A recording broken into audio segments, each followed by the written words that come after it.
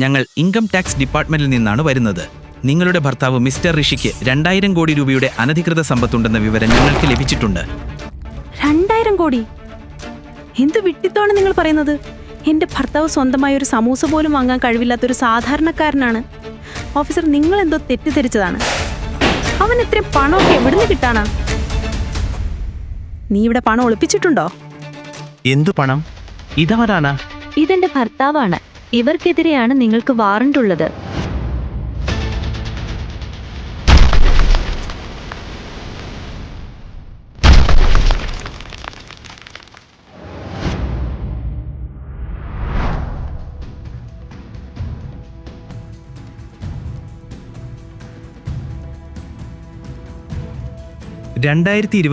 June 12 രാത്രി നീ എവിടെയായിരുന്നു? ഞാൻ പറഞ്ഞല്ലോ സാർ, ആ രാത്രി ഞാൻ എൻ്റെ ഗുരുവിൻ്റെ ഓഫീസിൽ അദ്ദേഹത്തോടൊപ്പമായിരുന്നു.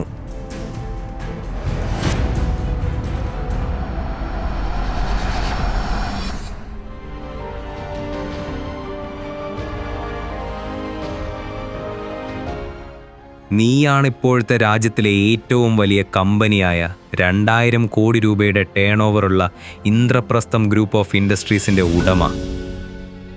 നീ പറയുന്നത് നീ ആയത് എല്ലാം ഗുരുജി മാധവന്റെ ഉപദേശങ്ങൾ കൊണ്ടാണ്. ആ രാത്രിയിൽ ഗുരു ശിഷ്യനെ കണ്ട് ആദ്യമായി ദക്ഷിണ ചോദിച്ചു. അപ്പോൾ ശിഷ്യൻ എങ്ങനെ പറ്റില്ലെന്ന് പറയാൻ പറ്റും? ഞാൻ കൈകൂപ്പി നിന്നോട് അപേക്ഷിക്കുന്നു, ദയവായി ശ്രീലക്ഷ്മിയെ വിവാഹം ചെയ്യൂ. വിവാഹത്തിന് ശേഷം 3 വർഷം നീ എന്റെ വീട്ടിൽ വീട്ടുവേലക്കാരനെ പോലെ താമസിക്കണം.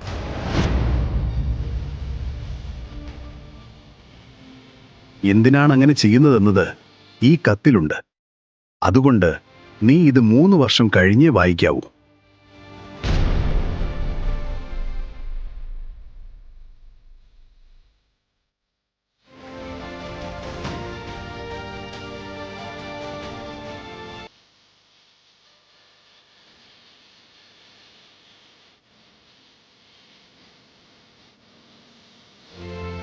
എനിക്ക് ഒന്നും അറിയില്ല. ഋഷിയുമായുള്ള നിന്റെ ബന്ധം എന്താണ്? നിനക്കെന്താണ് ഋഷിയെ ഭർത്താവായി അംഗീകരിക്കാൻ ഇത്ര മടി? നീ എന്തിനാണ് അവൻ ഇങ്ങനെ നിന്ദിക്കുന്നത്? അതുകൊണ്ട് നിനക്കെന്താണ് ലഭിക്കുന്നത്?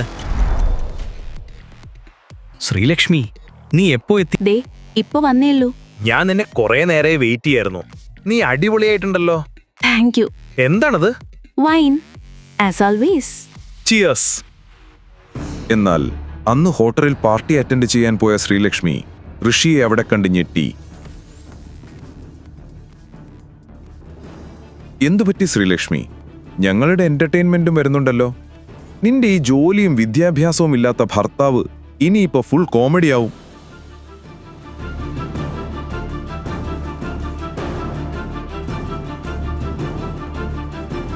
ഋഷി, എന്റെ ജീവിതത്തിൽ ഇങ്ങനെ പ്രശ്നങ്ങൾ തരുന്നത് മതിയാക്കിക്കൂടെ നിനക്ക്? ഇപ്പൊ ഇതാ ഇവിടെയും.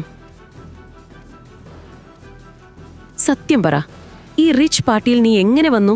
Calm down Sreelakshmi. നീ എനിക്ക് സംസാരിക്കാൻ ഒരു അവസരം എന്താ? അതോ നീ തന്നെ സംസാരിക്കുകയാണോ? ഈ പാർട്ടിക്കുള്ള ഇൻവിറ്റേഷൻ എനിക്കും കിട്ടിയിട്ടുണ്ട്. ഓഹോ, നിന്നെപ്പോലെ വീട്ടുജോലി ചെയ്യുന്ന ഒരാൾക്ക് ഈ പാർട്ടിക്ക് ക്ഷണമോ? നിനക്കറിയാമോ, ഇവിടെ ഒരുപാട് കോടീശ്വരന്മാർ വരുന്ന സ്ഥലമാണ്. ശ്രീലക്ഷ്മി, എനിക്കിവിടെ ഒരാളെ കാണാനുണ്ട്. നീ വെറുതെ എൻ്റെ സമയം കളയല്ലേ. എനിക്ക് നിന്നോട് ഇവിടുന്ന് തർക്കിക്കാനും താല്പര്യമില്ല. ഋഷി ഇങ്ങനെ ഇത്ര പെട്ടെന്ന് ഈ ബ്രാൻഡഡ് ഡ്രസ്സിൽ വന്നത്? വീട്ടുജോലി ചെയ്യുന്ന ഇവനെവിടുന്ന ഇത്രയും വില കൂടിയ സൂട്ട്? ഋഷി എവിടെ നിന്നാണ് വരുന്നത്? അവന്റെ യഥാർത്ഥം എന്താണ്? അവൻ വെറും ഒരു മരുമകനാണോ? അതോ വിലപിടിപ്പുള്ള കോട്ടിട്ട് ബോഡി ഗാർഡുകളോടൊപ്പം നടക്കുന്ന ബഹുമാനപ്പെട്ട മിസ്റ്റർ ഋഷിൻ വർമ്മയോ? എന്തിനാണ് വലിയ വലിയ ബിസിനസ്മാൻ ഇവന്റെ പിറകെ നടക്കുന്നത്? എല്ലാവരും എന്തിനാണ് ഇവനെ മിസ്റ്റർ ഋഷിൻ വർമ്മ എന്ന് വിളിക്കുന്നത്? ഋഷി സത്യത്തിൽ അത്ര സമ്പന്നനാണോ? ആണെങ്കിൽ ഇപ്പോഴും അവൻ പാവപ്പെട്ട ജീവിതം തുടരുന്നത് എന്തിനാണ്?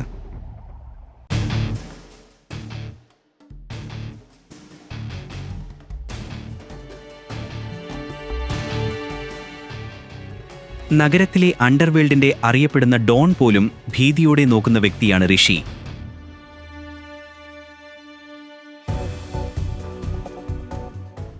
ഇത് കേൾക്കുമ്പോൾ വിശ്വസിക്കാൻ കഴിയില്ലെങ്കിലും നാട്ടിലെ ഏത് വലിയ കൊമ്പനും അവൻ്റെ പേര് കേൾക്കുമ്പോഴേക്കും ഭയക്കുന്നതെന്തിന്?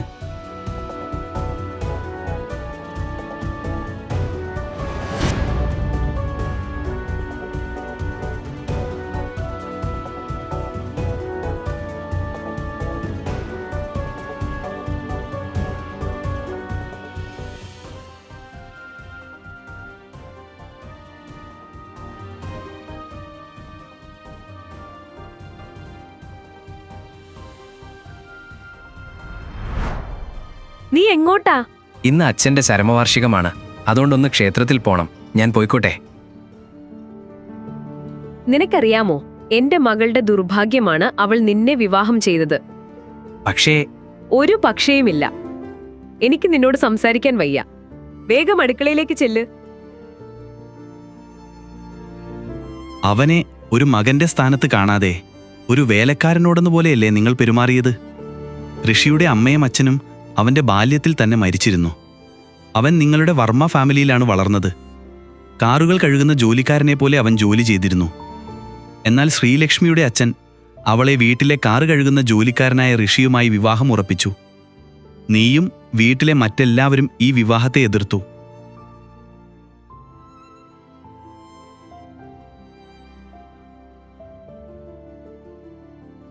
എഴുന്നേൽക്ക് വേഗം. എനിക്ക് വലിയൊരു പൂജയ്ക്കായി പോകാനുണ്ട്. ഞാൻ ഇപ്പോഴേ ലേറ്റാണ്.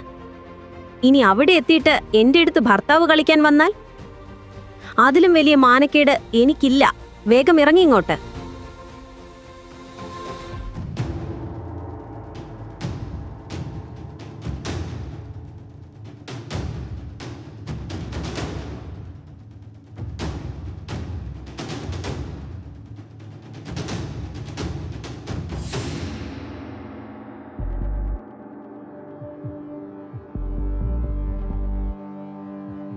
ഹലോ ഋഷി സാർ, നിങ്ങൾ വന്നോ? നിങ്ങൾ എനിക്ക് മാപ്പ് തരുമെന്ന് ഞാൻ ഒരിക്കലും കരുതിയില്ല. നിങ്ങളുടെ അച്ഛൻ്റെ ചരമവാർഷിക പൂജയ്ക്കു വേണ്ട എല്ലാ ഒരുക്കങ്ങളും ഞങ്ങൾ ചെയ്തു. നഗരത്തിലെ പ്രമുഖ പണ്ഡിതരും ബിസിനസ് കുടുംബങ്ങളും എല്ലാം ഇവിടെ എത്തിക്കഴിഞ്ഞു. നിങ്ങൾ എന്തിനാണ് ഇതൊക്കെ എനിക്ക് വേണ്ടി ചെയ്യുന്നത്? ഞാൻ എന്തിനാണ് നിങ്ങൾക്ക് മാപ്പ് തരേണ്ടത്? ഋഷി, നീ ഇപ്പോഴും തമാശ കളിക്കാണോ? അല്ല, എനിക്ക് നിങ്ങൾ പറയുന്നതൊന്നും മനസ്സിലായില്ല. എന്റെ കൂടെ വരൂ. എല്ലാം ഞാൻ വിശദമായി പറഞ്ഞു തരാം. വരൂ.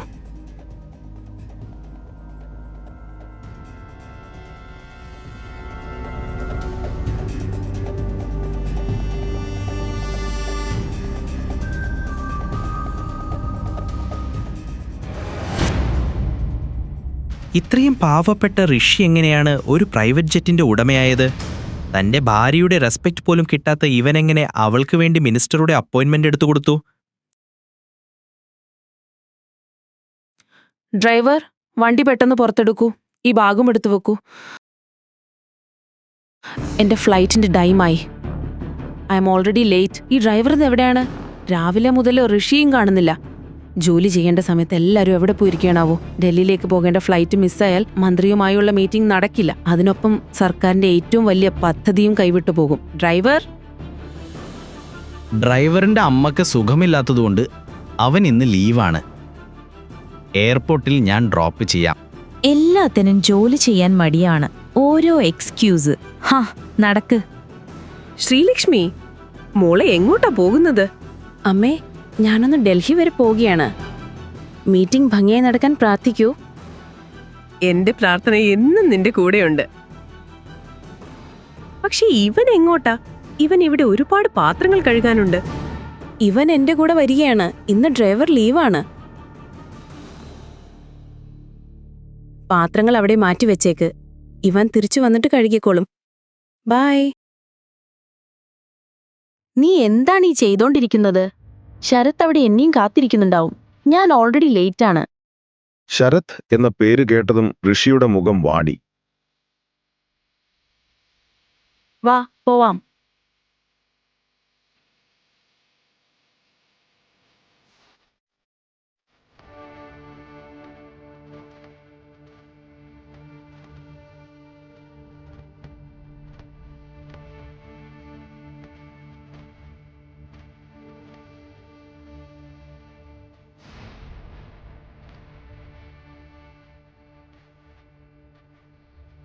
ശ്രീലക്ഷ്മി, എവിടെയാണ് നീ?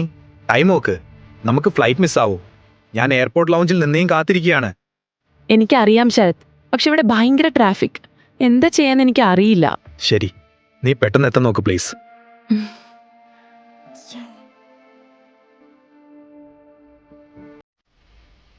നീ അവിടെ എന്ത് നോക്കിക്കൊണ്ടിരിക്കുക? റൈറ്റിലേക്ക് തിരിക്ക്.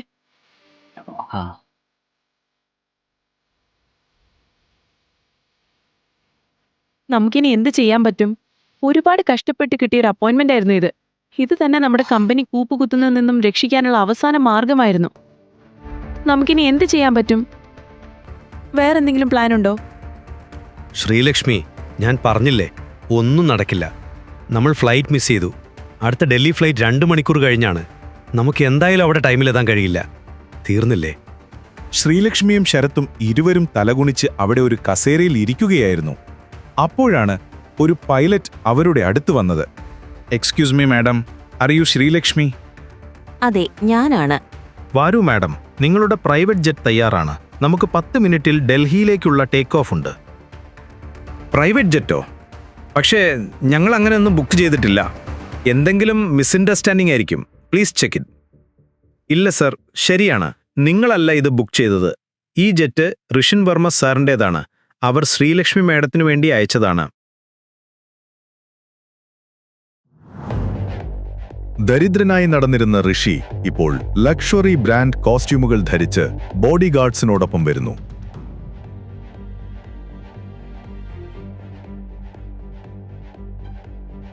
Good morning sir.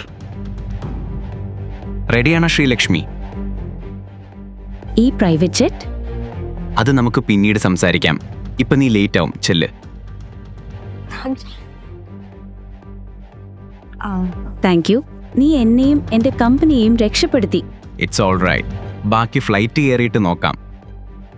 നിന്റെ ഭർത്താവ് നിനക്ക് വേണ്ടി ഇത്രയെങ്കിലും ചെയ്യണ്ടേ? Let's go.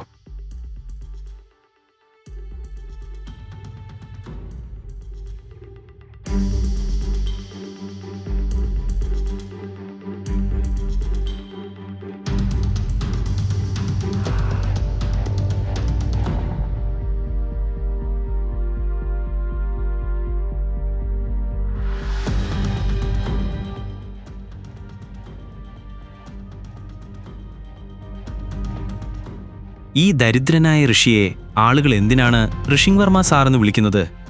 ഈ മനുഷ്യന്റെ ജീവിതം എങ്ങനെ ഇങ്ങനെ മാറി? നീ എപ്പോഴും ദാരിദ്രനായി തള്ളിപ്പറഞ്ഞ ഭർത്താവിന്റെ അക്കൗണ്ട് ബാലൻസ് കണ്ടപ്പോൾ നീ അമ്പരന്നത് എന്തിനാണ്? ഞാൻ പറയുന്നത് ശ്രദ്ധിച്ചു കേൾക്ക്. ആര് വന്ന് നീ ആരാണെന്ന് ചോദിച്ചാലും ശ്രീലക്ഷ്മി മാഡത്തിന്റെ ഡ്രൈവറാണെന്ന് പറഞ്ഞാൽ മതി. അല്ലാതെ ഭർത്താവാണെന്നൊന്നും പറഞ്ഞേക്കരുത്. യെസ് മാഡം അല്ലെങ്കിൽ നോ മാഡം എന്ന് മാത്രം ഉത്തരം പറയണം. മനസ്സിലായോ? മാഡം, നീ പറയുന്നത് പോലെ ചെയ്യാം. നല്ലോണം ശ്രദ്ധിച്ചോ. അറിയാതെ പോലും നമ്മൾ ഭർത്താവും ഭാര്യയുമാണെന്ന് പറയരുത്. ലക്ഷ്മൺ നിന്നെ കണ്ടാൽ എന്ത് വിചാരിക്കും? നിന്നെക്കൊണ്ട് ഇന്ദ്രപ്രസ്ഥം ഗ്രൂപ്പുമായുള്ള ഡീൽ തന്നെ കൈവിട്ടു പോകുമോ എന്നെനിക്ക് പേടിയുണ്ട്.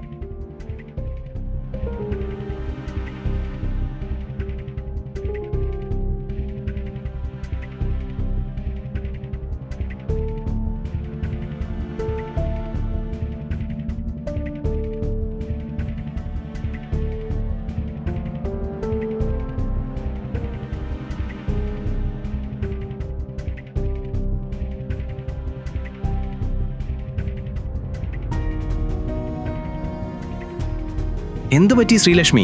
നീ ഓക്കെ അല്ലേ? ഏയ്, don't touch me idiot. Sorry, നിനക്കെന്തോ സങ്കടമുള്ള പോലെ തോന്നി. വറീഡ്? My food. നിന്റെ നിഴൽ ഈ എഗ്രിമെന്റിൽ പതിഞ്ഞതുകൊണ്ടാണോ അറിയില്ല. ഇത് നടക്കില്ല എന്ന് എന്റെ മനസ്സ് പറയുന്നു.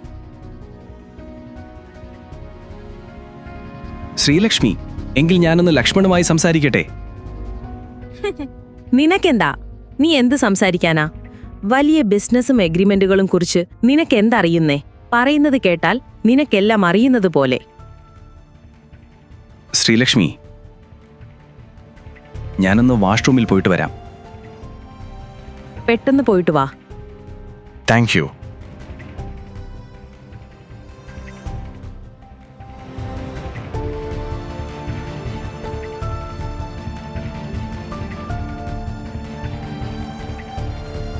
ഇത്ര വലിയ ഹോട്ടലിലെ ഗാർഡുകൾ ഇവനെ സല്യൂട്ട് ചെയ്യുന്നത് എന്തിനാണ്? അവരിവനെ എന്തിനാണ് ഭയക്കുന്നത്? ഋഷി ഉടനെ തിരിച്ചു വന്നു. കാർ ഓടിച്ചുകൊണ്ടിരുന്നു. അപ്പോൾ ശ്രീലക്ഷ്മിക്ക് ഫോണിൽ ഒരു മെസ്സേജ് വന്നു. അത് വായിച്ചപ്പോൾ അവൾ ഞെട്ടി.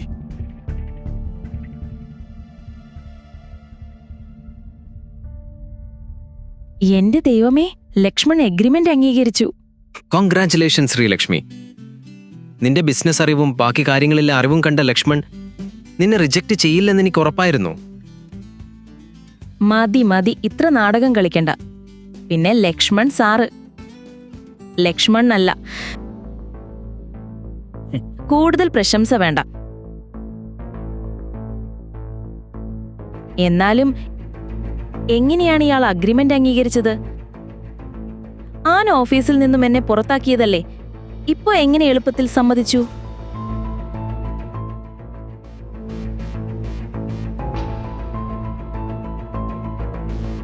Hi madam, how are you? Good. How about you? All good.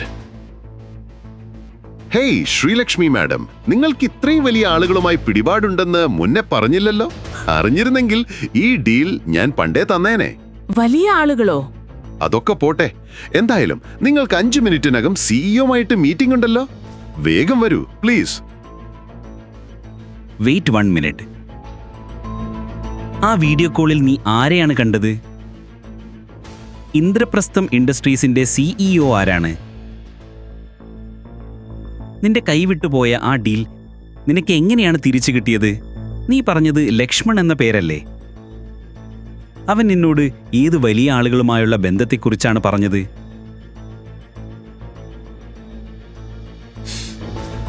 നീ പറയുന്നുണ്ടോ?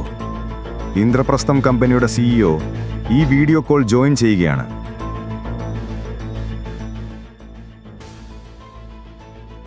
ഇതെന്റെ ഭർത്താവ് ഋഷിയല്ലേ?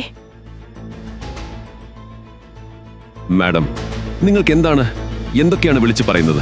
ലക്ഷ്മൺ സർ, എന്റെ ഭർത്താവിനെ തിരിച്ചറിയാതിരിക്കാൻ ഞാൻ പൊട്ടിയല്ല. ഞാൻ പറയുന്നത് സത്യമാണ്. ഇതെന്റെ ഭർത്താവ് ഋഷിയാണ്. അവൻ ഞങ്ങളുടെ വീട്ടിൽ ജോലിക്കാരനാണ്. മാഡം, ഒന്ന് ചിന്തിച്ചിട്ട് സംസാരിക്കൂ. മനസ്സിൽ വരുന്നതെല്ലാം വിളിച്ചു പറയരുത്. നിങ്ങൾക്കറിയാമോ ഇതാരാണെന്ന്? ഇത് നമ്മുടെ കമ്പനിയുടെ സിഇഒ ആണ്. നമ്മളെല്ലാം അദ്ദേഹത്തിന് വേണ്ടി ജോലി ചെയ്യുന്നു. എങ്ങനെയാണ് ഇദ്ദേഹം നിന്റെ ഭർത്താവുക? ലക്ഷ്മൺ സർ, ഞാൻ പറയുന്നത് സത്യമാണ്. ഇതെന്റെ ഭർത്താവാണ്. Shut up Sreelakshmi. Sir, I am really sorry.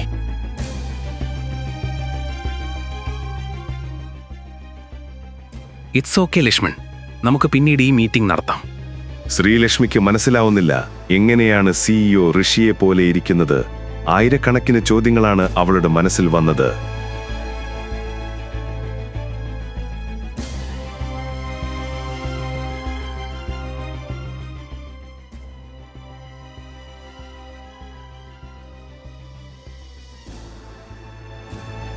ഇനി ഋഷിയാണോ?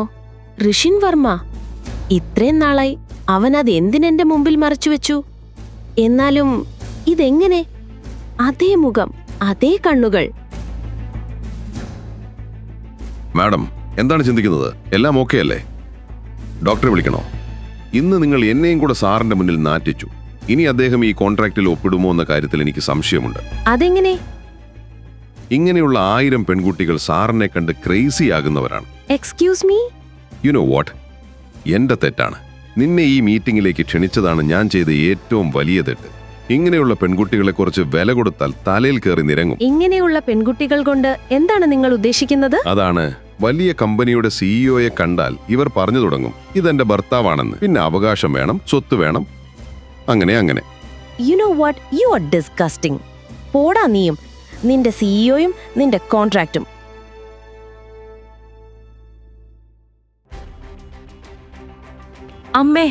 അമ്മേ, ഋഷി എവിടെ? ശ്രീലക്ഷ്മി, നീ എന്താ നേരത്തെ വന്നത്? ഇന്നലെ നിനക്കൊരു ഇമ്പോർട്ടന്റ് മീറ്റിംഗ് ഉള്ളത്. അമ്മേ, ഋഷി എവിടെയാന്ന് പറ. അടുക്കളയിൽ എവിടെയെങ്കിലും പാത്രം കഴുകിയിരിക്കുന്നുണ്ടാവും. എന്താ, അവൻ എന്തെങ്കിലും ചെയ്തോ? അവൻ വലിയൊരു തെറ്റ് ചെയ്തു. നീ അങ്ങനെ ഇത്ര പെട്ടെന്ന് ഇവിടെ എത്തി? ഓ ശ്രീലക്ഷ്മി, നീ നേരത്തെ എത്തിയല്ലേ? ഞാൻ നിനക്ക് നിന്റെ ഫേവറേറ്റ് ഫുഡ് ഉണ്ടാക്കുകയായിരുന്നു. എന്റെ ചോദ്യത്തിന്റെ ഉത്തരം പറ. നീ ഋഷിൻ വർമ്മയല്ലേ? നിന്നെയല്ലേ ഞാൻ എന്നാ വീഡിയോ കോൾ മീറ്റിംഗിൽ കണ്ടത്? ഋഷിൻ വർമ്മയോ? എനിക്ക് എന്താണ് നീ പറയുന്നതെന്ന് മനസ്സിലാവുന്നില്ല ശ്രീലക്ഷ്മി. എന്റെ മുന്നിൽ നാടകം കളിക്കേണ്ട. സത്യം പറ, നീയല്ലേ അത്? ശ്രീലക്ഷ്മി, എനിക്ക് ഇത്ര വലിയ മീറ്റിങ്ങുകളെക്കുറിച്ച് എന്തറിയാം? പിന്നെ എങ്ങനെയാണ് നിന്റെ മുഖം ആ മനുഷ്യന്റെ മുഖത്തോട് ഇത്ര സാമ്യമുള്ളത്? ആരുടെ മുഖം? മിസ്റ്റർ ഋഷിൻ വർമ്മ. നോക്ക് ശ്രീലക്ഷ്മി, എന്നെ ഇതിൽ ഒന്നിലും ഉൾപ്പെടുത്തണ്ട. ഞാൻ ഇപ്പോഴും വീട്ടിലല്ലേ. പുറത്തു പോകുന്നത് തന്നെ പച്ചക്കറി വാങ്ങാനാണ്. എന്താണ് നീ എന്നെക്കുറിച്ച് ആരോപിക്കുന്നതെന്ന് എനിക്ക് മനസ്സിലാവുന്നില്ല. ഇങ്ങനെ കാണുന്ന ആർക്കും ഇവനെ ഋഷിൻ വർമ്മയാണെന്ന് തോന്നില്ല. അതുകൊണ്ട് തന്നെ ശ്രീലക്ഷ്മിക്കും സംശയമായി കാണുന്നതെല്ലാം സത്യമാണോ എന്നുള്ളത്. അവനെ ഒന്ന് നോക്ക് ശ്രീലക്ഷ്മി. എങ്ങനെയാണ് ഇവൻ മിസ്റ്റർ ഋഷിൻ വർമ്മയാവുക? അവർ തമ്മിൽ ഒരു ബന്ധവുമുണ്ടാകാൻ ചാൻസ് ഇല്ല. ഇവൻ ഇത്രയും പണക്കാരനാണെങ്കിൽ പിന്നെ എങ്ങനെ എളുപ്പത്തിൽ എന്റെ കൂടെ ജീവിക്കും? ഞാൻ വെറുതെ ചിന്തിച്ചു കൂട്ടുകയാണ്. ശ്രീലക്ഷ്മി ഒരു ഡിറ്റക്റ്റീവിനെ സമീപിച്ചു. അവിടെ സംഭവിച്ചത് അവൾ ഒരിക്കലും പ്രതീക്ഷിക്കാത്തതായിരുന്നു. നീ എൻ്റെ ജീവിതത്തിലെ സ്വന്തം ഭർത്താവിനെ പറ്റി ചാരമൂലം അറിയാൻ വരുന്ന 420ാമത്തെ സ്ത്രീയാണ്. നിനക്കെന്താണ് നിന്റെ ഭർത്താവിനെ കുറിച്ച് അറിയേണ്ടത്? ഞാൻ നിന്റെ ഈ സംസാരം കേൾക്കാനല്ല വന്നത്. നീ ചോദിക്കുന്ന പണം ഞാൻ തരും. നീ ഞാൻ പറയുന്നത് ചെയ്താൽ മതി. ബാക്കി ഒന്നും അന്വേഷിക്കണ്ട. അതും ശരിയാണ്. ശരി, നിന്റെ ഭർത്താവിന്റെ ഫോട്ടോ നോക്കട്ടെ. തീർച്ചയായും. ഡിക്റ്റേറ്റീവ് ഋഷിയുടെ ഫോട്ടോ കണ്ടപ്പോൾ ഒരു പ്രേതത്തെ കണ്ട പോലെ അവൻ ഞെട്ടിപ്പോയി.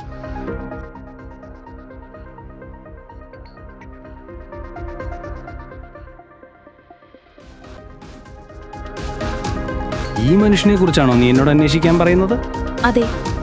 നിനക്കെന്താ മോളെ വയ്യേ? സൂക്ഷിച്ച് സംസാരിക്കണം. ഇവനെ തന്നെയാണ് നീ സ്പൈ ചെയ്യേണ്ടത്. നിനക്കറിയാമോ നീ ആരെക്കുറിച്ചാണ് സംസാരിക്കുന്നതെന്ന്? ഇദ്ദേഹം നിന്റെ ഭർത്താവാണെന്ന് നീ കള്ളം പറയുകയാണെന്നാണ് എനിക്ക് തോന്നുന്നത്. എന്തു ബോധമില്ലാത്ത വാക്കുകളാണ് പറയുന്നത്. ഈ ആൾ എന്റെ ഭർത്താവാണ്. എല്ലാവരും എന്താണ് ഇങ്ങനെ സംസാരിക്കുന്നത്? ഒരു കാര്യം ചെയ്യ്, നീ എഴുന്നേറ്റ് എൻ്റെ ഓഫീസിൽ നിന്ന് പോ. എനിക്ക് ചാരവണി ചെയ്യണ്ട. എനിക്കെന്റെ ജീവനാണ് വലുത്. എങ്കിൽ ഈ ആളാരാണ്? എല്ലാവരും ഇവനെ കണ്ടാൽ ഇത്ര ഭയക്കുന്നത് എന്തുകൊണ്ട്? നീ എവിടെയാണ് ജീവിച്ചത്? നിനക്ക് ഇയാളെ അറിയില്ലേ? ഇവൻ സാധാരണ ആളല്ല. നഗരത്തിലെ ഏറ്റവും വലിയ ആളാണിവൻ. ഡിറ്റക്റ്റീവ് ഋഷിയെക്കുറിച്ച് ശ്രീലക്ഷ്മിയോട് പറഞ്ഞതോടെ അവൾ അമ്പരന്നു. എന്താണ് ഡിറ്റക്റ്റീവ് ഋഷിയെക്കുറിച്ച് പറഞ്ഞത്? ഋഷിയുടെ അക്കൗണ്ടിൽ 2000 കോടി രൂപയുണ്ടോ?